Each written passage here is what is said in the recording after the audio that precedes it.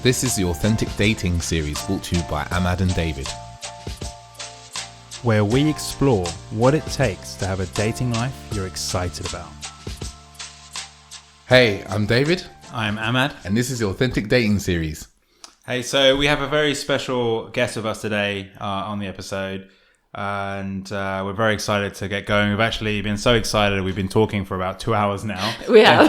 In the preamble. So I'll let you introduce yourself. Thank you. So my name is Ausa and I run Tailor. So it's a matchmaking agency here in London.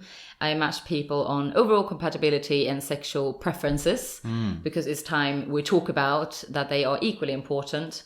With that, I work a lot with removing shame from sexual desires with men and women, but especially for women, and making it okay as a woman to have a sensual side, owning that. It's okay to love sex. It's also okay if you don't like sex. Everything is fine. It's just no big deal. Let's talk about it more.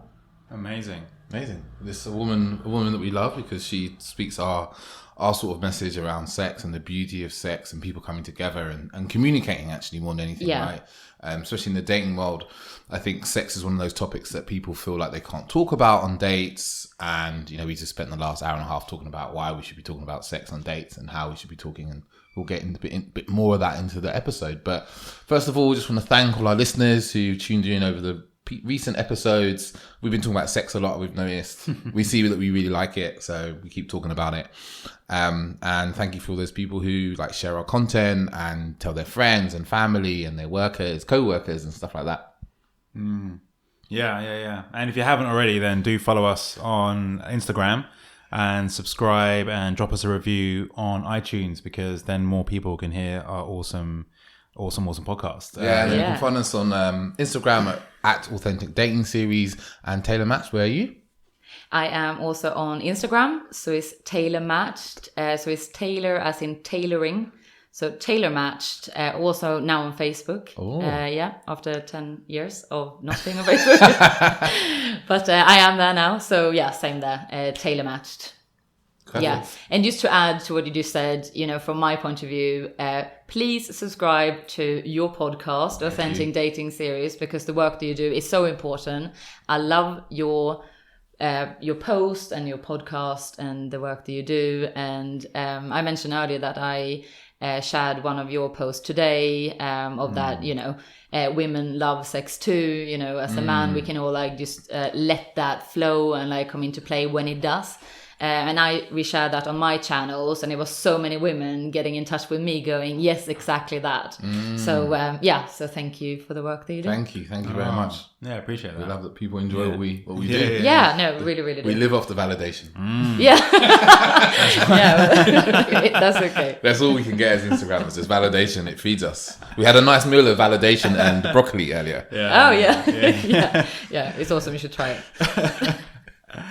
Oh man, I really love your name, and you mentioned obviously that you know what you do in terms of a service, but tell us a bit more. Like exactly why is it you call it Tailor Match?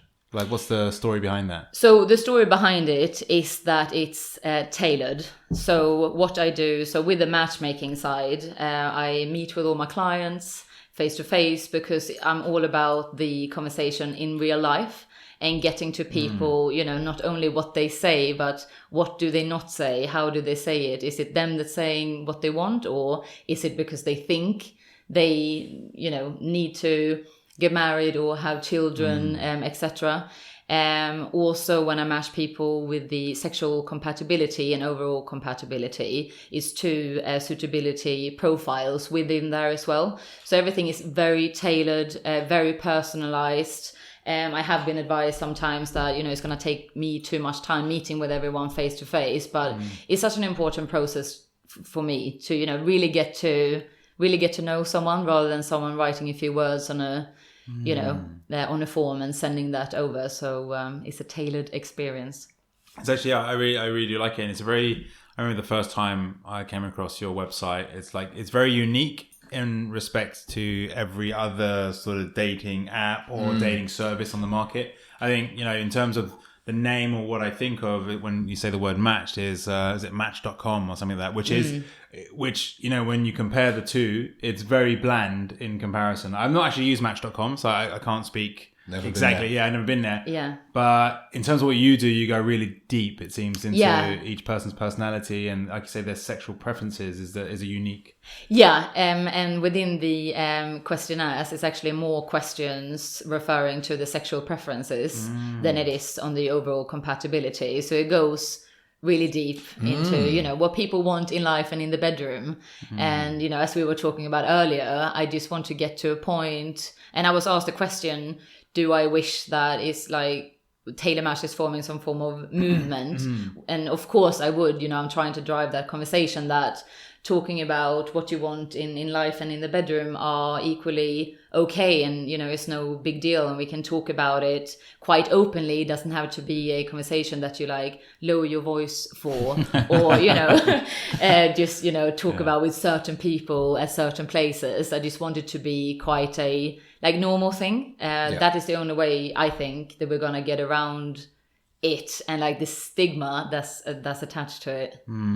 That's beautiful. Totally. So I guess the thing that's really interesting, I think, for myself is like, how did you come to be a matchmaker? Yeah, so it's quite a long. So I guess, I mean, it started way back. I mean, in my early 20s, I always knew that it was a sensual side to me. I knew that probably late teenage years. But then I felt, oh, that's probably not a good thing as a woman. I don't know where I got it from. I just felt that's probably not the way to go about it. I kind of formed this opinion that if, as a woman, I had a strong sensual side and love sex, I would never be marriage material or, you know, have that Sunday brunch. I would be that woman that someone calls, you know, after hours, if you like. So I hid that really, really deep, and I just, you know, cracked on with my corporate career. So did really well, loved that. But as I, you know, went into my 30s, I felt this other side of me was like growing stronger, and I thought I want to explore this more. And when I started doing that and, you know, overcoming my own internal beliefs that it wasn't okay, it was like such a liberation. And I was like, yes, here I am. You know, it took some time, but like I loved that I was starting to own who I was. So then I wanted to do that for other people. Also, I came to a point in my corporate career that I, you know, one more board meeting talking about how we could develop individuals, which I strongly agree with. You know, I'm all for development, but I thought, I was like, I don't want to do another profiling test on how we can increase communication within a team to make more sales. I wish we did that in people's private lives. Like how many partners actually know their preferred communication style? Like I know mine, but that was through my corporate career, and it was so many. So it was like me exploring more, me kind of owning who I was and wanted to do that for others. Having a lot of skills from my corporate career that I thought actually this would do more good for like people. And it was so many strands that started to come together that I decided last year to leave my corporate career, and I thought, fuck it, I'm gonna do it. And I didn't know that Tailor Match was gonna be what it is today. So quite quickly, you know, the coaching came into it to truly support people and like events and things like that. So it's becoming more of a safe space for people to explore more. Yeah, that's really cool. I mean, was there a point where it was like a definite turning point, or was it just something that built and then eventually you're like, enough is enough, I need to do something with this? I mean, I think because I was like hiding the sensual me, it was almost, you know, the best way to explain it is like that I had like two sides of me, and I think those sides was going quite parallel. Okay. So it was like the sensual me who started to explore more in the bedroom, and one of my friends who's been going to sex parties and sex clubs, and she's a dominatrix. I was like, "Ooh, tell me more about that." I was like, "Oh, so you have whips at home? Like, what, you know?" What do you do with those? Yeah, what do you do? Can I borrow that furry one? I was like, tell me more about that. And then she started introducing me to, you know, this other world of like, you know, like workshops of like sensual massage or the art of foreplay. So like that was happening. And at the same time, on the corporate side, I was like, no, I just felt like that was not my calling. And then at one point, like, you know, matched together, I was like, no, I can't.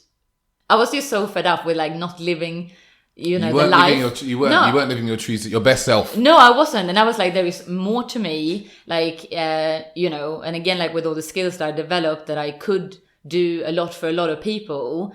And in my experience, the like big turning points have been when I allowed myself to have a sensual side, when I allowed myself to have sex on my terms and not someone else's terms, when I knew what my boundaries looked like and I didn't do what I thought a woman, you know, had to do because I, you know, was told or read it somewhere.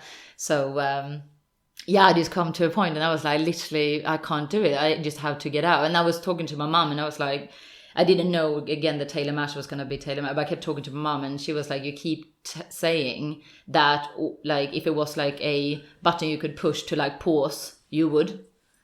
And I was like, okay. So from that point, I just went, okay, I just need to like take a break, get out, and then, you know, just see what happens basically. Oh, thanks, Mum. Yeah, thanks, Mum. You have to big up all the mums out there because we wouldn't be here without them, you know. Supporting you right there. Like, That's beautiful support though, you know. Oh yeah, it's beautiful support. And I mean, I like, you know, I count myself so lucky to have amazing people around me, like my family. I mean, like my grandma, I don't know if she's on this live, but she follows me, you know. Hello, Grandma. Hi, Grandma.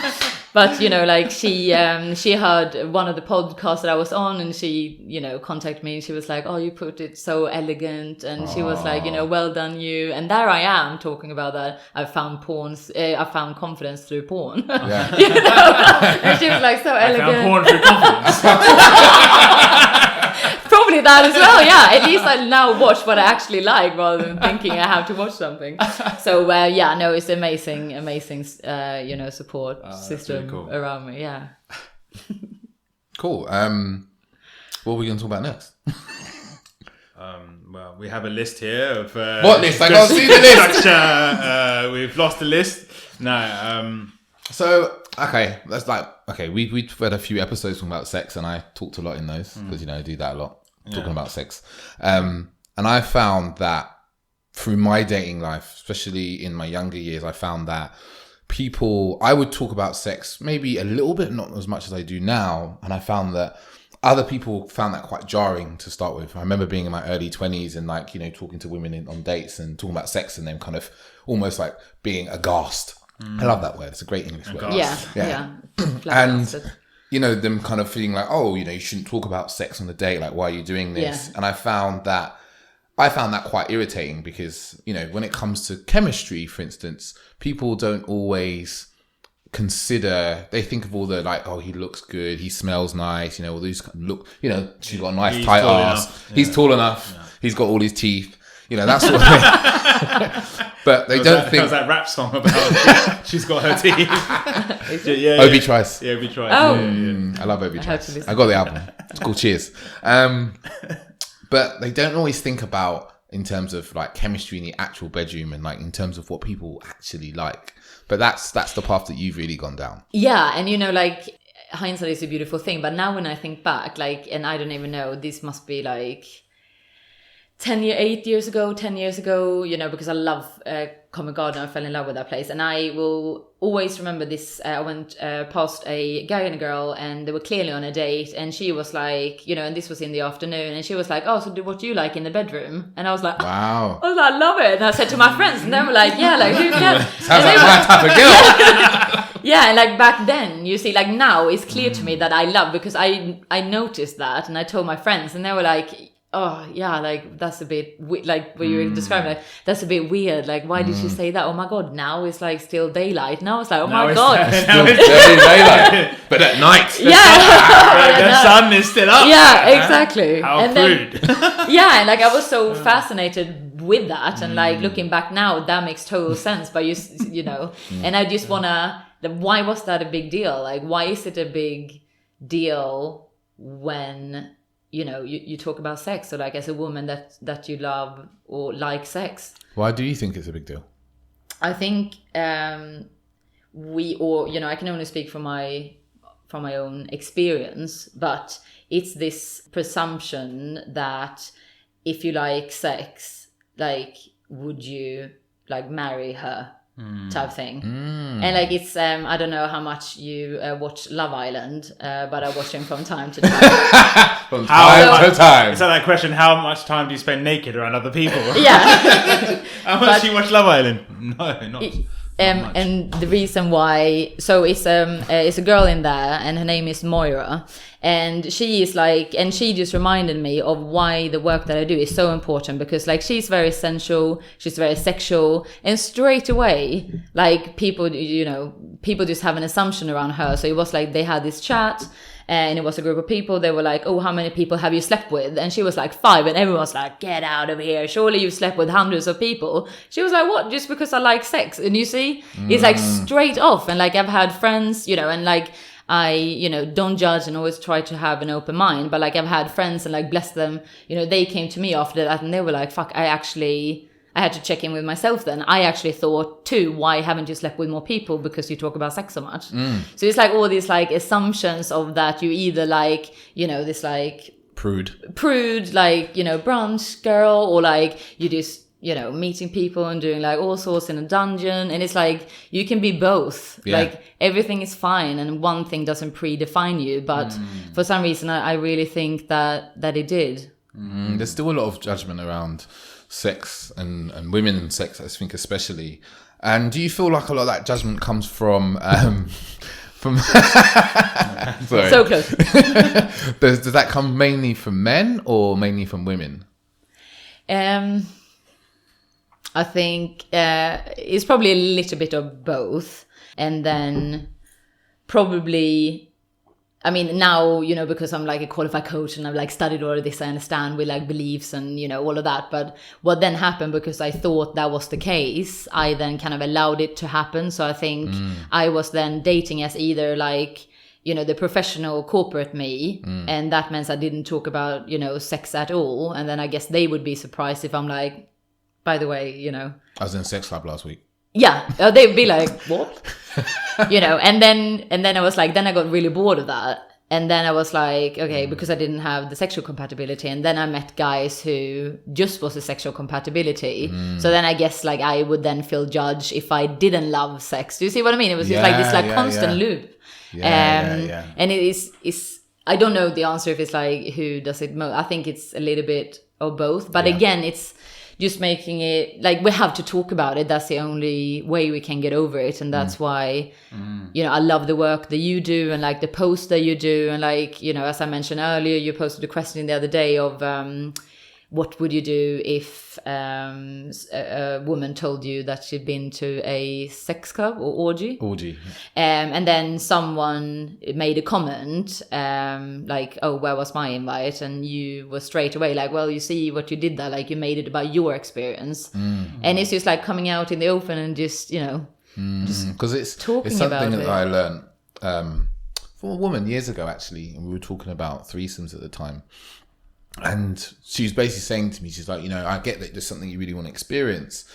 And her point was, is like, that's fine, but you need to remember, if you do this with a woman, it's not about you, it's about them. And if you make it about their enjoyment and their pleasure, it's more likely to actually be great for both of you than if you just make it all about you. And I think men do this a lot. Like, they make sex. I think this is one of the big problems, is that men make sex about them. Yeah. And women make sex about the man too. Yeah. Because that's how we kind of traditionally taught to be. It's like, I'm a man, I want to have sex, and I should enjoy it, when actually it's about mutual pleasure. Yeah, absolutely. And I don't think that that's encouraged. And again, I don't know where it comes from, but it's always, and I think we touched upon it earlier, of that I would always be in my head thinking about like, oh my God, like it's like forcing something that may not be there, or like not enjoying the moment, because like you stress so much about like the orgasm and like the end of it. And then, I don't know what it's like, from a guy's point of view, but if that happens for the guy as well, then it's like very much generalizing. But then it's two individuals, who could have an amazing time, just like really like feeling good, like feeling like absorbed by the each other, but instead they're like in their own head, like panicking, and just making it about them rather than like the other person. And it's just, how sad is that?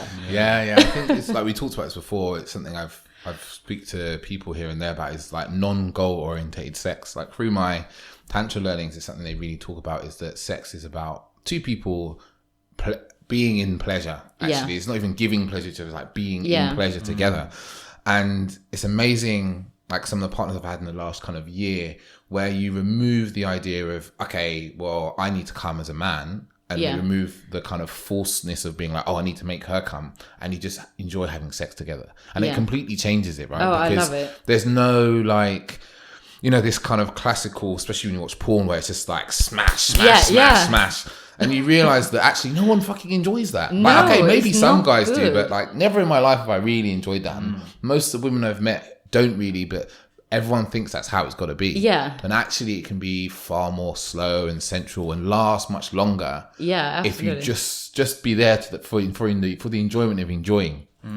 Yeah. Well, what comes to my mind in terms of like where did this all come from? Well, essentially, I feel like culture and religion have played a huge role, because in my mind I'm thinking of like back to, if you think of the BBC, like a long time ago on the BBC, if there was a man and a woman in bed, the man had to have one leg on the floor to show. So on camera, so then people would know that nothing's happening. Oh, but it's like, I guess it's like, it's the saying, like hands on the sheet, like hands over on top of the. That was the thing in Sweden. Like on top of the bed. So from there you can pretty much extrapolate and go, oh well, this is obviously the undercurrent theme of the generation. Yeah, exactly. Of course. I think only the internet came out, and then now like now with like Instagram and all these things, we're getting all of this information. I say to David sometimes, like, we also have to remember that because we run a dating podcast, we're connected to all these other Instagram accounts that are about sex positivity and this and that. But not everyone in the world is on the same accounts, So it's easy to kind of, it is that, what do they call it? Echo chamber. Echo chamber, yeah. So it's easy to get into that vibe of thinking, oh, it's a different world now. And actually, and it's not. It's so you must experience this actually with like some of your clients. Like, have you found that some of your clients really don't know what they want sexually, or don't even know how to express that? Oh yeah, absolutely. Yeah. And some are like, oh, I'm not like, I'm okay with, whichever, like they don't have some have like stronger preferences than others, but it's definitely, have that talk a lot with people, about that. It's just creating like that safe space. And like, it's beautiful as well that when people are telling me things they haven't told anyone. So like for the first time, they're like, actually, I would like this, or I've always wanted to try that. And I was like, okay, cool. Like, that's okay. Good for you. Like, let's, match you with someone like that. So it's really nice, but it's so many people that feel like shy about, and I mean, as you mentioned, like everyone is on that journey. Like the first time I met Madame Storm, it was who's an international dominatrix, and she's fucking wicked. And we met in Pratt on like, I don't know why I'm obsessed with daylight and evenings, but like we met in Pratt at 2 in daylight. In the daylight. Oh. I know. And she was like, yes, I'm an international dominatrix. I was like, oh my God, like quite, and this is only 3 years. Just one. We were in Pratt. So like even I feel like I am quite advanced on my journey, but then like this is a few months ago only, and then now I can say like I don't know my voice now about it. So it's like that constant reminder of everyone is going through that journey, and that's okay. It's just like creating that safe space for people to explore more and be open and like non-judgmental about it. So it's how do you help your clients kind of tease out what it is their desires are? Because sometimes our desires are really buried under layers of beliefs about what's right and wrong, and it can be quite hard to even know what you want. I feel like even for myself sometimes sexually, I love having sex and I'm very curious and I will explore, but if put on the spot I'm like, oh, what do you like? I could be like, it's actually a really common issue, like this sex workshop I was talking about earlier. Yeah. The guy that runs it was saying the first time there was an exercise they were doing where they were asked like, what do you like? and he didn't know. But the woman was like, but you have to tell me, that's how the exercise works. And he actually burst into tears because he realized in that moment that he didn't know what he liked. He didn't know how to ask what he liked. He never considered what he liked. And there's actually, there can be a lot of guilt and shame. Absolutely. And that it's a feeling. It's like, what do you enjoy? Is it? But if you can't even express it, it's not. You haven't, like you were saying a bit earlier as well. Like you buried it for so long. It's like actually realizing that there is something that you like. Yeah, absolutely. And I mean, sometimes I can, because I meet everyone face to face, I kind of, gauge a little bit on how they talk and how freely they talk about it. So if it's someone that I feel is not talking as freely, I make it very clear a lot of times that whatever questions they have answered, you can update them at any point. So I was like, you can't do it through the system on your own because then I don't know what you've changed. But I said at any point, just send me an email and I'm going to update this straight away for you. And it's just having that conversation as well of, it's okay not to know. And you don't have to be like extreme that or extreme this. And what you like today, you may not like in a year's time. And what you really didn't think that you would be into, you might love in 5 years. That's going to go with you. And that's why I decided to become a qualified coach as well. I mean, apparently you can be a coach without a qualification, but I want to, because I'm entering such a intimate and personal part of people's lives that if I'm going to go in and talk about that, I really need to know what I'm doing. Yeah, sure. So I can see, it's more about what people don't say or how they say it. But I'm starting to get quite, so sorry if anyone's seeing or hearing this where I've actually said a lot, you can update this at any point. It may be that you're super clear. I'm just saying. Oh, that's your code word for. No, it's code word for you can get naked now. Yeah. Love There it. is more that you're saying that you're not telling me. You're lying, but carry on. Another question about clients. I'm always really interested because, from our coaching background, you really see that there's always interesting things that kind of come up. What's the most common desires that you find with your clients? That's a good question. I know. Yeah, good. I like a good question. He's asking for a friend. Well, yeah. yeah, my friend. Would you like to get matched? It's been a long time for me. Yeah. I do find that so far that it is quite, and I need to be careful with the wording, but it's how you would say it, the vanilla. So, but I've also had inquiries about, she's a dominatrix and she was like, how do you know that the man you're going to match me with is not a 50 Shades of Grey guy?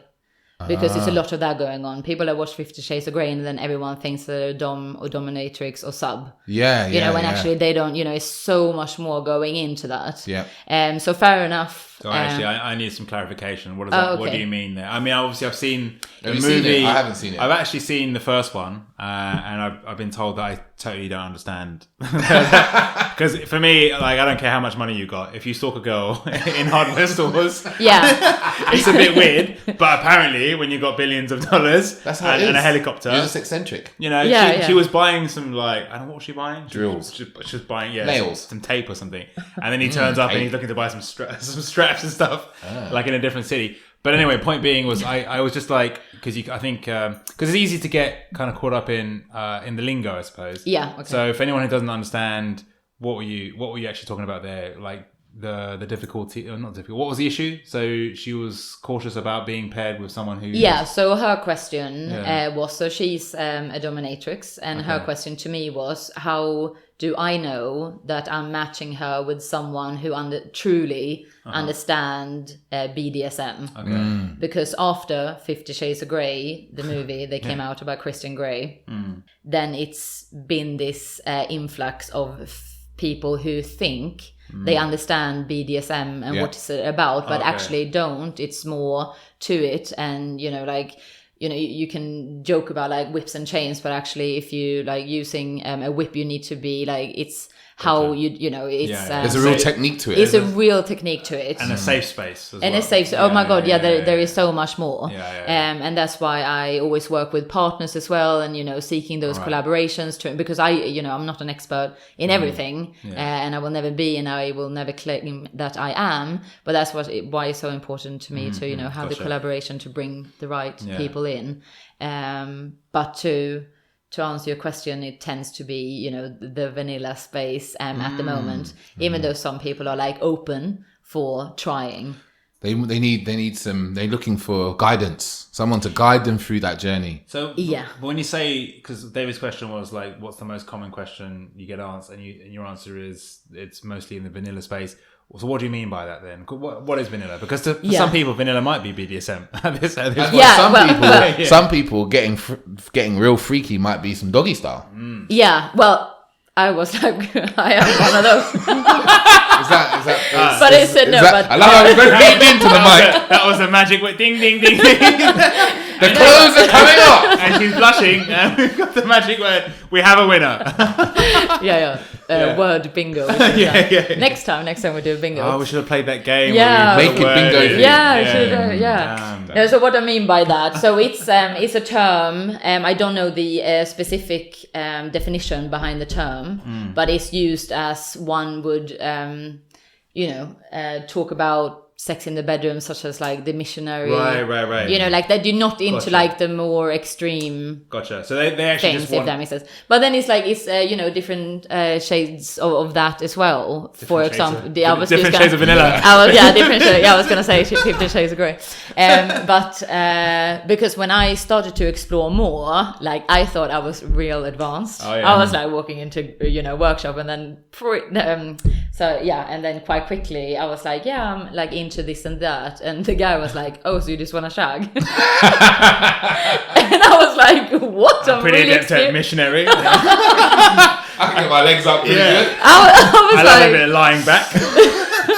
But like for me, like compared to what I was doing like 10 years ago, the fact that I was on that workshop was like so out of my comfort zone. And I forget sometimes, because I do what I do and I talk about what I, talk about, but I'm getting better at like almost trying to point out that what I'm doing right now, I'm exploring, but this is out of my comfort zone. Like I too understand what it's like when you want something different, and everything your mind goes through before actually stepping out and doing even if it's like going to a talk or listening to something, seeing something, going to a workshop, that everyone starts off at different points. So there's a question I've had, and it's been with me for a little while, and it's just, what is the response? Like you've been doing this for how long now? You've been running Tailored Match? Since earlier this year. Okay, yeah. And so what's the response been? Because it's a really cool service. It's something that's really allowing people to actually essentially like you're on your exploration, and you're allowing other people to essentially embark on their exploration. And how are they responding? Like what's love happening? it. Yeah, they love it. The feedback is amazing. I'm growing, every day, which is, it's just like seeing that idea actually coming into life, and people loving it has been like a really humbling, experience. And I'm, super grateful for that. And when I explain what Tailor Match is about, they're like, okay, love it. What's the app? I'm like, oh no, it's offline. They're like, oh my God, I'm have to really talk to people. No, like in a good way. Oh, they're really? like, oh great. Like I don't have to go, even though I make it clear in the beginning, I work offline. People still assuming that it kind of goes over people's heads. So by the end, they're like, okay, so what's the app? I'm like, no, it's no app. Like you crack on with your life, and I'll do this like work that no one really wants to do in the background. And then, match you. And then I produce some matches at the end. Yeah, exactly. Wow. So that's, so the feedback is, amazing. That's really cool to hear. Yeah. And also the fact that I'm talking about the, sexual preferences. Yes, so that's a real difference. Yeah, that's a real difference. That's a real USP. That's a real USP, absolutely. And people are like, oh yeah, like good, that makes total sense. It's like, right? Yeah. Why haven't we done that before? Before. Yeah. It's been kind of like either or. So I imagine that the people, some of the clients that you have, it's the ones that are more have explored more that are probably the most desirable, I would imagine, right? Because people want to explore, but it's like it's kind of like if you want to do a trek, everyone's looking for a Sherpa to take them somewhere, you know, and show them how to walk up the mountain and find the temple at the top because they don't know. And then maybe once they've found the temple, they'll show other people. Yes. You know, it's very much like everyone's looking for someone to guide them along that road. Yeah. So those people are in high demand. Yeah, and that is, you know, like, and that's, you know, I walk the talk, I always say, and that's why I always, you know, I'm always at like different workshops, talking to new people, experiencing new things in order to, you know, almost mirror that journey that a lot of people are on, and to remind myself that sometimes it's easy to say that I want to do this, but then to do it is a completely different thing. And sometimes, you know, as you were saying earlier, just because like we're working with what we do and like we see these amazing accounts and it's like we just think that everyone is just like lovey-dovey having sex and getting naked everywhere. You know, they're not.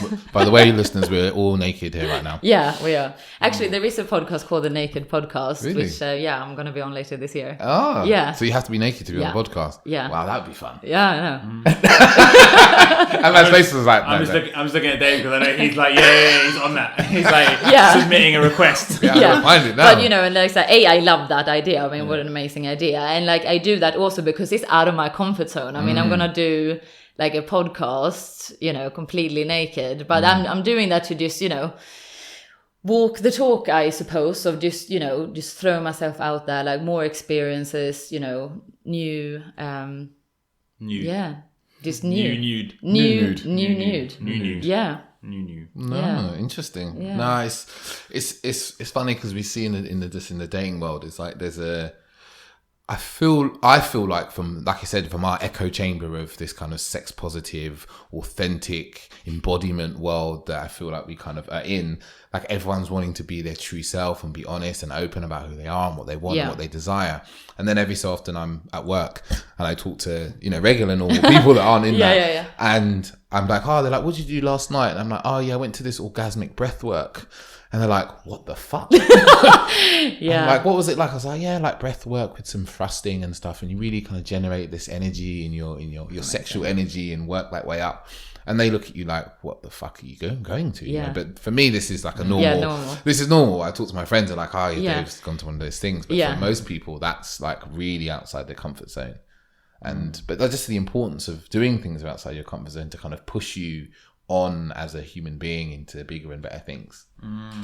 Well, it's an interesting thing because obviously a large part of your work is around helping people to remove like their shame around sex. And would you say that you're able to do that largely through the coaching models that you've learned, or is it just because you're able to relate to a lot of the shame and guilt that people carry? I mean, a little bit of both. It's definitely related. I mean, I've been on that journey too of feeling shame, feeling like I could not do this as a woman because like I would never be, you know, loved. I'll be like, you know, so I know what it's like to feel like that, then deciding that you don't want it, you know, to get out of, you know, your comfort zone, to go out and do it and then start living by it. Because then when you start living by it, that is a completely different, you know, world as well. But like going into what you just said, David, of that like we live in our world and then you talk to other people and they're like, what? But I think the beauty of that, you know, it only like takes one person to be completely normal about it, because what we then do through that, like after the initial shock that people have, is that they're like, oh cool, tell me more about that. Because like we don't make it a big deal, then the next person sees us not making it into a big deal and they're like, okay cool, I don't know, but you know, that might spark off something within them, or next time someone else is talking about it, they'll be more relaxed, and then that someone else, you know, it's like paying it forward. Paying it forward. I think I said something in one of our last episodes, episode 27. Do you know what I'm going to say? Well, okay, cool. One of our last episodes, it's like, I feel that once you kind of create that space around people, that safe space that they can, that you come along and go, you know, this is what I'm into, or this is what I like, this sort of things I like to do in the bedroom, whatever, that you create that space for them to just be free. Right. So actually, we were talking about it before we started, and we was talking about how like I feel as a man, it's really important for a man to create a safe space around him for the women that he meets, so they can express themselves freely. Like too often, I think men and women, but I can only talk as a man because I've only ever been a man. To your knowledge. To my knowledge, officer. To create that safe space and go, you can be however you are, and that's totally fine. Like, I'm not going to judge you, because I think we have a lot of judgment in the world, and I think that's where a lot of fear, especially in dating, is that I can't be me because I'll be judged as being wrong and bad, or I won't be loved. Yeah, exactly. Yeah, and it is that, and when you're relaxed about something, then you make the other person more relaxed in your space, and then I guess it's easy to say, like, just be the real you. Yeah. Just like own it. And then it's like, okay, well, how am I going to do that? Like, it's, coming back again. And, when I went to that one workshop and realized I was, not as experienced as I thought I was. And then I was talking about, I think I'm quite vanilla, that expression that we talked about earlier. And, but then the guy who was running the workshop, he was like, just to say that quickly, that people kind of view it as a bad thing. But for me, that is actually... For him, he was saying that he felt that's actually the people that are most vulnerable, because it's literally no roles. Yeah. You don't play a role. You don't go into a character. You don't go into anything. It's just like you and I, like intimacy, one-on-one without much things around us type thing. And I think that was a really nice way to look at it. Yeah, that is really beautiful, because you're just open to just the other person. Yeah. Your sex doesn't have to be a certain way. No.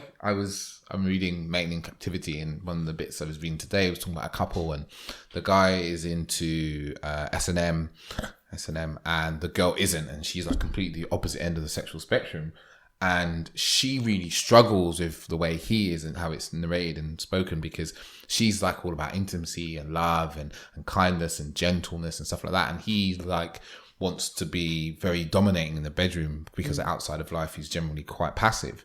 And they really rub up against each other really strongly, because they can't understand each other at all. Yeah. But I really saw in that, is kind of going on to what you said, is where he has this very strong idea of this is how sex has to be. Yeah. And though she did also, because, for her, that's how it had to be. But when someone is, as you say, vanilla, they can be more open to how it can be. Yeah. And it's just like without, any, anything around them type thing. Like no props, no like roles, no like, it's just like quite like, me, you, and a little bit closer, I suppose. Well, do you see what I mean? Yeah. It's like just more vulnerable, I think. So it's like allowing just people that's fine, and, make people feel more secure in themselves. Yeah. Because then, coming back to what you said, if one person is, then it tends to be for the other person to feel like that's okay as well. It's like if the other person feels like stressy and, we need to do this, and it's like a certain way things needs to go about, then the other person may just fall into that, and then they may lose what they want in it. Totally. That's something. It's like kind of not so much consent, because obviously there's consent, but it's like people actually getting what they want, and not just merging into what the other person wants. Yeah, exactly. Yeah. And just like exploring, what are your boundaries, what's okay, not okay, what are you prepared to explore. And the reason why I match people on sexual preferences and overall compatibility is to is I guess one way to like close the libido gap. Like if it's someone who's like really into BDSM or like something that they know that they love it, and this is the way they want it to be, to match someone that like would never ever go about even exploring or hearing them out. They might through like lots of like communication practices and like get a bit closer, but chances are they probably not.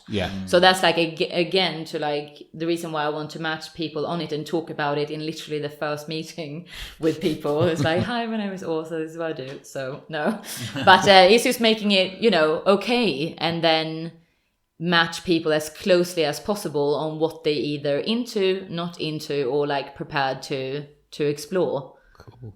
Do you have any questions? Well, I know like one of the key things for you as well is about helping partners to actually talk about sex.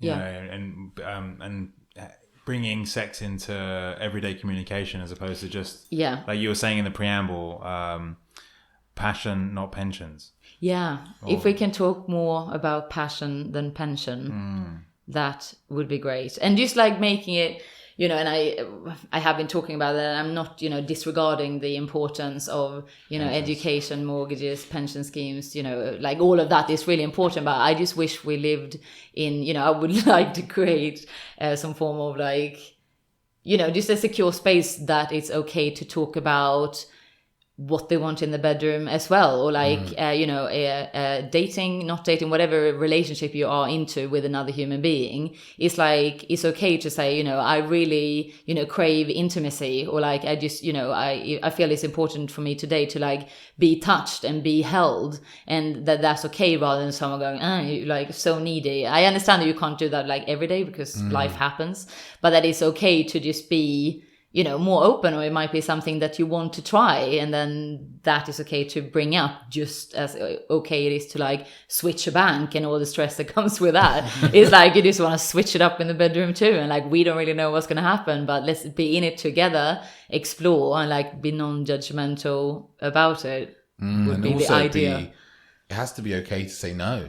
Yeah, as well, absolutely. You know? That's yeah, something that's absolutely. really important, is that, you know, I'm all for being open and trying new things, but I think, like you were saying, it has to be a safe space where someone doesn't feel like they're being manipulated into something they don't want to do, and they can powerfully say no. Yeah, absolutely. You know, and they can powerfully say yes, or they could want to learn more. And I think that's one of the things with couples a lot, is that there's not that communication line of being able to say yes or no. If they say yes, it's because they feel they're manipulated into doing so. When they say no, they feel guilty for saying no. Yeah, it really is. And it, you know, and that a lot of the work that I do as well is like setting boundaries, and by that I mean, you know, what are they valuing in a partner, you know, what are they looking for, and also really getting like closer in tune to what they, you know, what they want like in life and in the bedroom. Because like for a long time I wasn't doing things that like I really didn't want, if that makes sense, but like I could have, you know, I wasn't really into it, but I thought that, oh my God, if I don't say yes, then, you know, he may be like, oh no, she had a headache tonight, and oh my God, you know, and then, you know, I meet women who's been like told by people in their surroundings that like you have to please your man, like otherwise he's gonna cheat on you. Wow. And like imagine being told that, then you know, where does the consent, like where is it, there's no freedom. No, exactly. There's no freedom in feeling that you have to, obligation, you know. Yeah, exactly. And it's just, you know, filling in where, you know, we talked about that earlier when a woman said to me that a good tip is that, you know, even with masturbation, like even when it's like self-love, like why am I doing this today? Is it because it's like I, you know, feel turned on and I want to masturbate, or is it because I feel stressed and I want to like have relief, or like just be a little bit more in tune? And also when it comes to relationships, of having that communication of, you know, what do you want from having sex today? Is it like the intimacy, or is it like a quick shag, or like where is the other person at? Because if you don't communicate it, which I think happens a lot, and like I've done it, whereby I just wanted to, you know, be held, love, the intimacy, but I didn't communicate that to my partner. He didn't want the same thing. We ended up doing more what he wanted. I left feeling like empty, and then it's like, but where, like, would it maybe have been changed if I was like, look, this is really important to me today? He would probably go, okay, cool, like things, you know, I do think that would have turned around, but it was like, because the communication wasn't there. It's a really, you say this, it's like I was dating someone a little while ago, and one of the things we talked about was like how we want to have sex and how it's to be afterwards. And something she said to me was like, I don't want you to just get up out of the bed and leave afterwards. Like, you know, even if to put the common way, it's fine. You can just put it on the bedside table, but I want you to stay and hold me. And it was just such a simple thing, actually. And for me, it was beautiful, right? Like it was actually something I prefer. But just being told, and not even being told, I was asked. It was like, I'm clear on what she wants. And she was being clear on what she wanted. So at the end of it, I felt happy because I was able to give her what she wanted, and I enjoyed it, and she was happy because she got what she needed. Exactly. That's exactly what I'm talking about. And it's just kind of having that. I think the thing is for people is like creating a relationship from the beginning where you can be open and free to talk about whatever it is. Yeah. Like, even if it's non-sexual things, is to do with your own personality of who you are. We come from a kind of traditional paradigm of let's hide all the bad shit and just show them the good stuff, and then we'll unleash the bad shit after about a year when they've got to know us and they can't get rid of us so quickly. Oh no, but I mean, like, the way I dated, like, in my, through my 20s, and again, like, I don't know, no one specifically told me to, but like, I just had it in my head that I just had to be so like easy breezy all the time. Oh, I'm just so easy breezy and super easy going. I mean, I am most of the time, but I too get pissed off. And when do I do that? That's when, like, my boundaries are crossed, or like, it's like, we set a date for our dinner, we're gonna meet and, like, have a nice time, and like, you're 2 hours late. Like, what is that all about? But when, I just thought, like, when dating, I just had to be so like, easygoing and easy breezy and everything is cool and I'm never jealous. No, you crack on with whatever you like. And then it's like, had to be agreeable, being agreeable. Yeah, exactly. And it's like just being, like the real you from the start on everything. I think that's one of the issues, though, is like people get concerned that if they say something, then that, like you said, the other person will be disagreeable or that it's just going to ruin everything. Yeah. And that's why they don't communicate or they don't say what it is that they want, whether it's the man or the woman. Yeah. Whether it's the woman, putting boundaries in or saying what she wants, or as a man saying how he likes things. It's just that worry that they're gonna not be accepted. Be accepted, or opposite way of saying it is being rejected. Of course. It's something that, like, as like even now, like as much as the work I've done on myself and in around dating, it's like sometimes I see myself not fully communicating what I want. And it's a really, it's like I keep saying to people, it's like a minute by minute, hour by hour, day by day thing you have to do. You always have to be on yourself about your communication because it's so easy just to fall back into what you've done most of your life. Oh yeah, definitely. And it's like, and I get, like, it's not nice being rejected. Like, it's a horrible feeling. But I just think, the conversation I have a lot with people and like your clients or, with myself of like, yes, you may feel that by being like the true you and being like more precise with what you want, that, naturally, if we were to go to like, data and analytics, like by just simple maths, your pool of people will be smaller, but it will be the right people. It might take a little bit longer to get there because the pool of people is smaller if we just look by like simple maths, but once you get there and like I think a lot of people have experienced what it's like to just like meet and it's like yes, this is the one for me. And like I got that question not so long ago, how do I deem or what's my view on a like perfect relationship, like is it marriage? I said, I mean, for me it's to be with someone that allows you to be the true you. And like friends of mine that are now in relationships, and that's the like one key thing that everyone keeps saying, he or she allows me to be me. So like I have one friend, and she's like amazing, and she's but she has, she loves going out dancing. Like sometimes she just needs to go out, have a few drinks, and just like it looks like she's been like let out of a cage. And he hates dancing, but like he just goes to the club with her. Like she dances, does her thing. He's like chatting to people. She comes back for her drink, and like that is like success for me. That's like because she like they are in a good relationship. She can, be who she is without apologizing. Yes. No. Freedom to be yourself in a relationship is so important, but it's also a challenge for people to have the freedom within themselves to be themselves, to not be the way they think they should. They have to be based on society and stuff like that, because that pressure can be so great from around you. Oh yeah, absolutely. I don't think we're really like told to like be ourselves, are we? Like ever? I'm just trying to think. Not that someone ever told me like don't be like that, but it's almost like you're always trying, and then you see like the populous kids at school, and you're like, what did they do? I'm gonna try to do that. I tend to find society, or what's the best word of using, is like being civilized. Being civilized is like we're all like different levels of crazy. Yeah. But then in society, we're trying to normalize them to like within a band, within a range of what you're allowed here.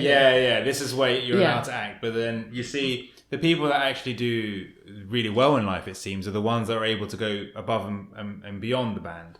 Yeah. You know, like Madame Storm you mentioned, but look at pretty much every celebrity.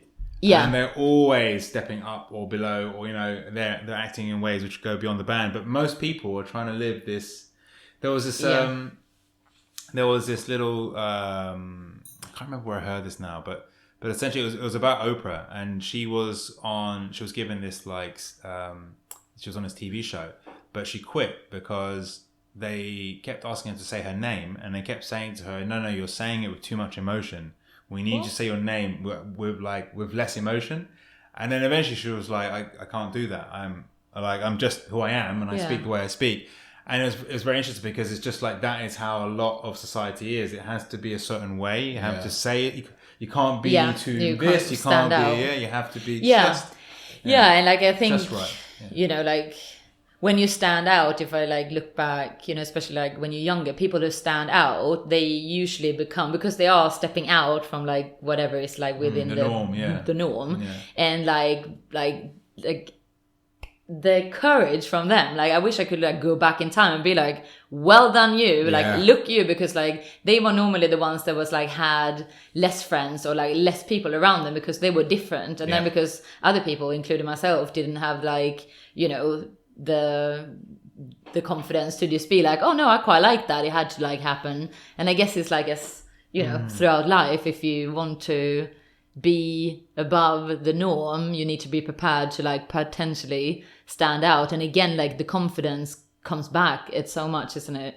Like confidence, like daring to like own it, be sure about it. And then when you are, it's beautiful because you like attract, you know, more of those people. It's like, you know, if I compare my life today to what it was a year ago, it's like day and night. Wow. And like, look what happens now. Like day and night. I know, I'm obsessed. Just, it's getting dark out there now. Watch what happens when it gets dark. And it's, you know, and it's, you know, and it's like, it's such a difference. And I understand that this is, you know, I do this, this is my, you know, I do this for a job. And I do this because like I love it and I believe in it. But it's like all the people I've come across, it's like, you know, on these 4-day business seminar on like social media, one of 250 people I walk into is a erotic hypnotist.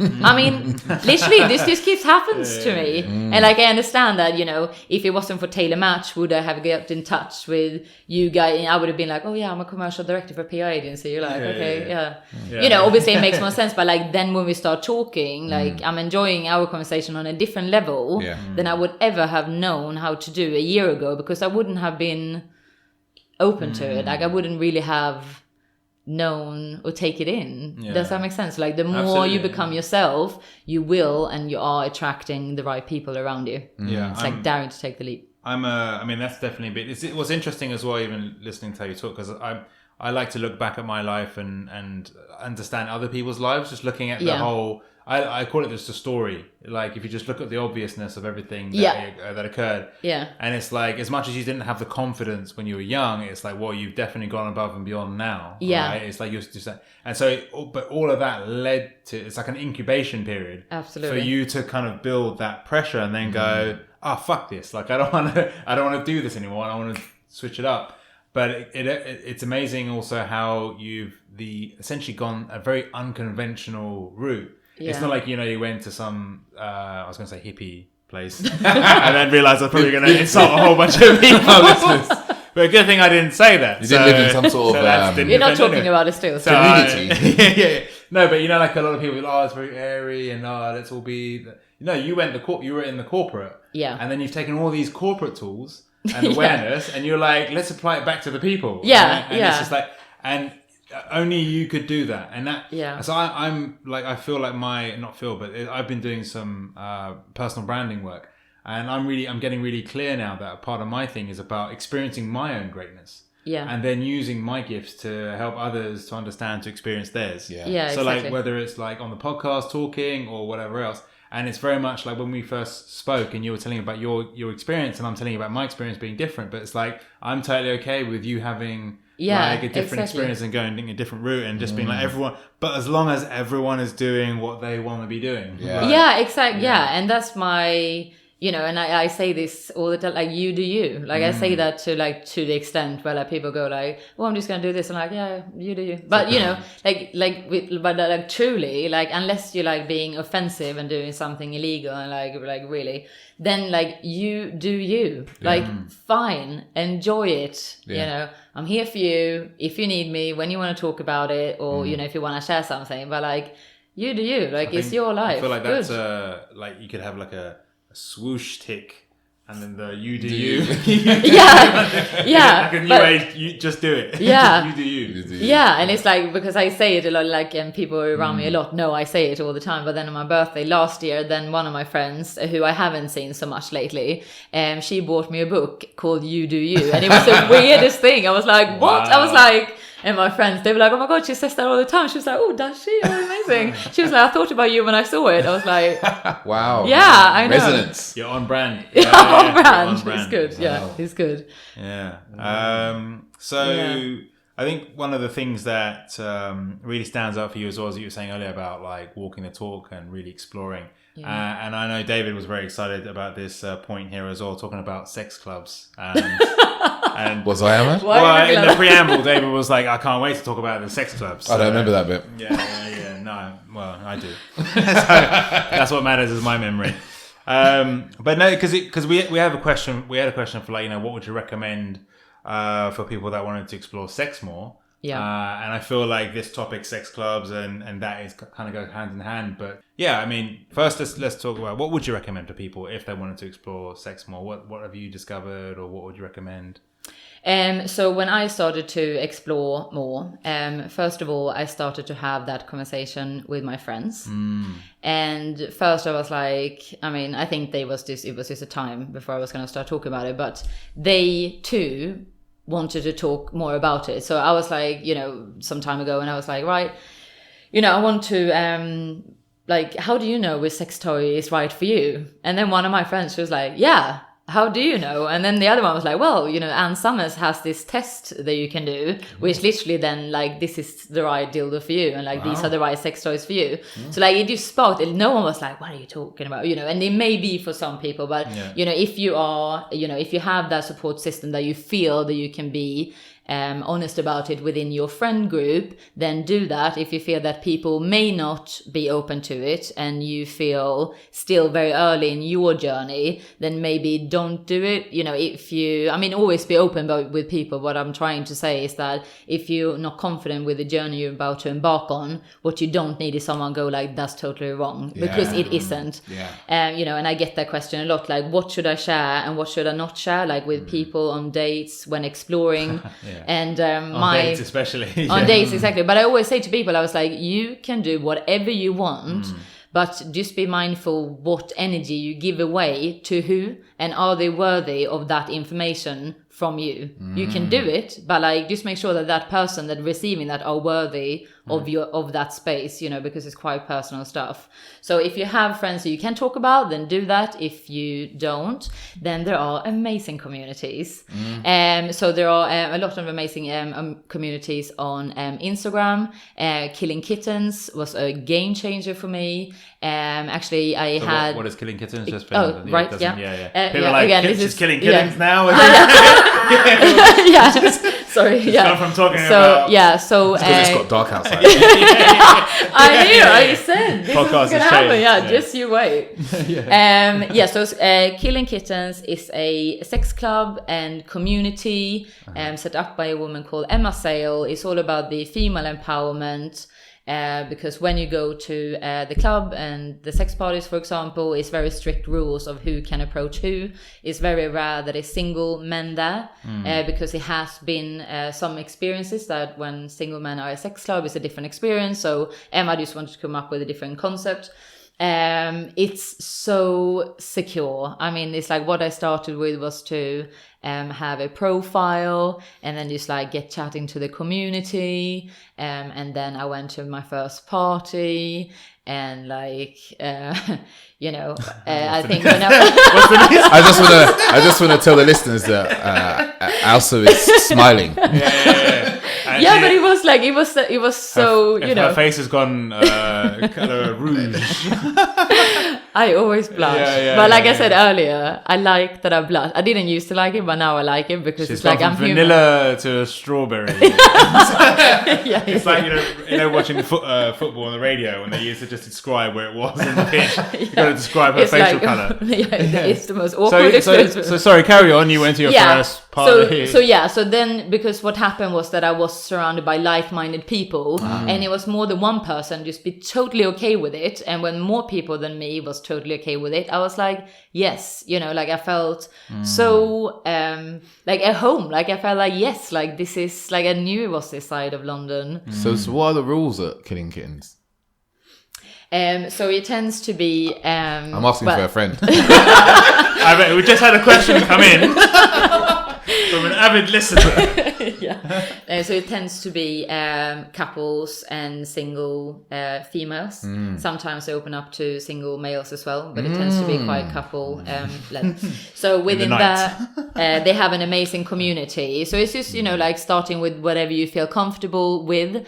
I think the reason why I could go from uploading profile to actually go into a party is again because I have amazing, supportive, open friends who was like open to that, and I could then have that support system of like, I'm gonna do this. They're like, okay, cool, like, oh my god, text us before, and I was like, oh my god, I'm going in, and then a guy, he was like, you can't. I'm alive. No, but they're very like big on like the phone. So straight away, if you come in and you see a phone, someone is there on you, and then I realized I was like on my own. But I've heard of it, but I've never actually been myself.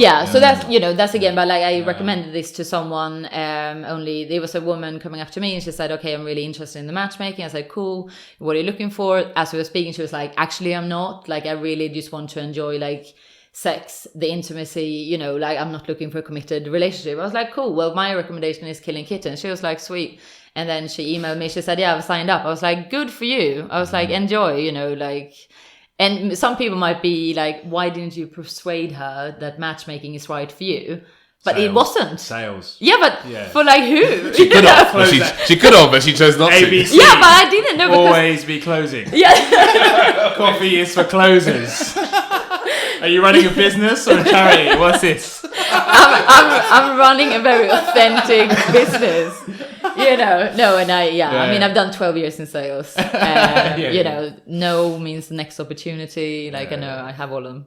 Well, when she's ready to settle down or to have some form of but then, sale experience. No, but like, and she's not ready for it. Yeah. And like, I could have like, and this is why I believe in the offline meeting people, because someone in that situation could easily go on an app, say that they're open to whatever, then meet a person who really want to meet someone. The other person, you know how the story goes, and it's like it's just such a false economy. People say they want one thing and then they want something else. I know. No, be true with your intentions. Yeah. So I know this is a very long answer, but start looking for communities that are out there. You'll be amazed at how many communities there are, and start talking to people. And if you feel like you are being more you, which sometimes unfortunately you may move away from people that you are with all the time, then it's perfectly okay to be out there talking to new people, like new friends, building on your life and your experiences, really. What do you recommend for men? For men who wants to explore more? Yeah. Again, I think the same. Listener has asked this question. God, these listeners, eh? These listeners got some great questions. I can only speak from my point of view, which is from a female perspective, but I would have the same advice for them, and again, but you tell me, but it's this assumption that men just like never took, like, men don't have feelings, men don't talk about things, they just like want like quick in and out, but like they don't, like some do, but like some don't. And it's just, again, being open with, talking to friends, or like you tell me, is it like, would you be able to talk to your friends if you said that you want to explore more, or like... I guess we're quite lucky, like, we're friends, so we've had these conversations over the years, and I have like maybe it's in my personality to just be like, oh, I'm going to, like years ago I went to Torture Gardens, and I remember just saying I remember probably telling you, like, I want to go to Torture Gardens. You were like, oh, okay, what the fuck is that? And people just kind of go, oh yeah, David's doing that thing. Cool. Like they won't even, then I'm not going to really be deterred from it, from what other people say necessarily. But I'd say like my experience and kind of my exploration over the years is, like you said, find communities. Workshops always a really nice one. Like workshops and talks. Talks are really good. And I went to a fanzine talk actually by a guy called Master Pete. Okay. Who's a male dominatrix. And that was really interesting because it was just like an introduction to kink and BDSM.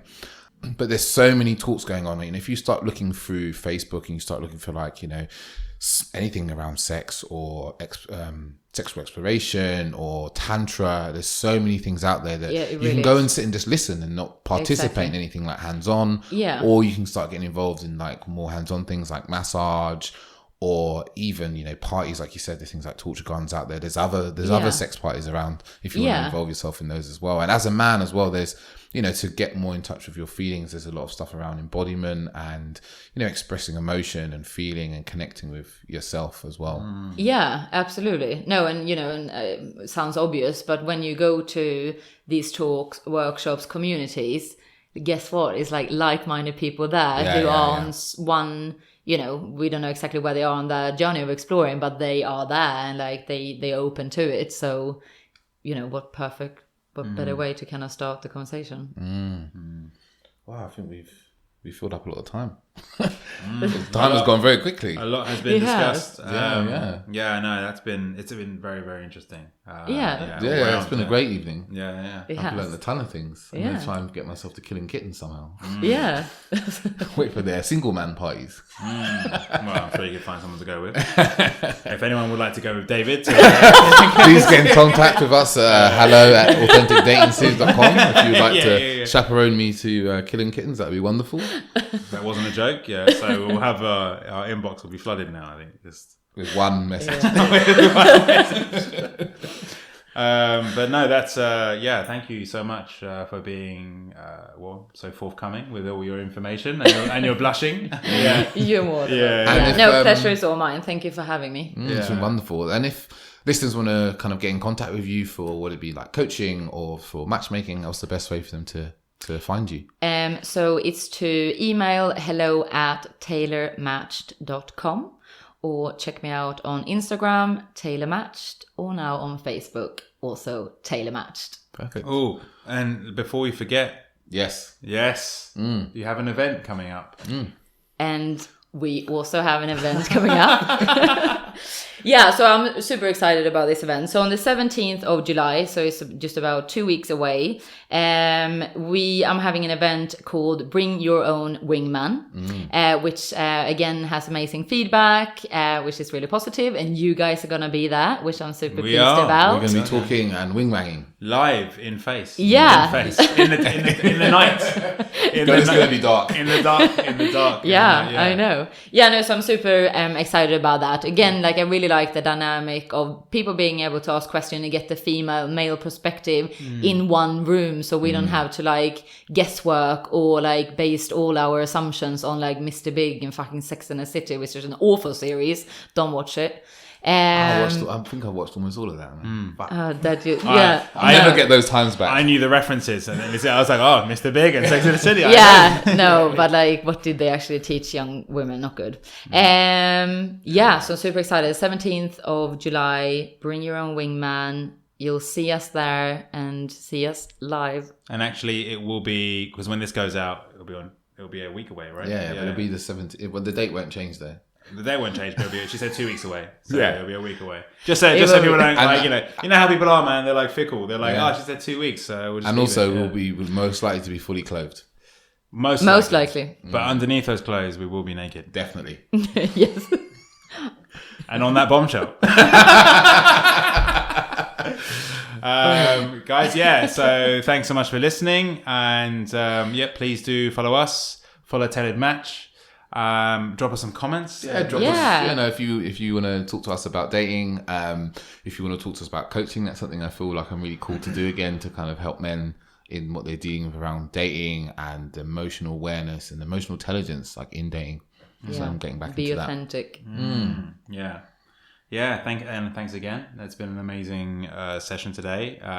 Thanks so much for coming all over here. Oh, thank you to for our having lovely me. studio in Davis. Yeah, I love it. Yeah.